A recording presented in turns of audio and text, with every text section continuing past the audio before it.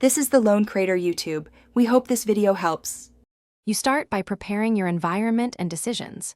Install Python 3. 10+, create a virtualenv, and upgrade pip so dependencies behave predictably. Once done, pick the model approach, local transformer for privacy or cloud API for scale, because that choice shapes architecture and cost.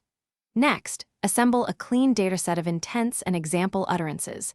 Label slots where needed and store as CSV or JSON. Make sure to version control your dataset and requirements so you can reproduce experiments and iterate fast. Now implement the core pipeline.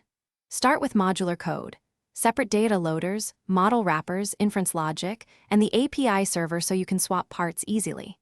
Then train or integrate your chosen model. Use batching, caching, and validation metrics like F1 and perplexity to guide iterations. Once inference is stable, expose it through a REST or WebSocket endpoint. Implement token-based authentication and rate limiting to protect resources. Finally, add logging and structured traces so you can inspect input, decision. To finish, containerize your app with Docker and add a CI pipeline that runs tests, linting, and model checks. Deploy to your chosen environment and verify health probes. Once live, monitor latency, error rates, and user satisfaction.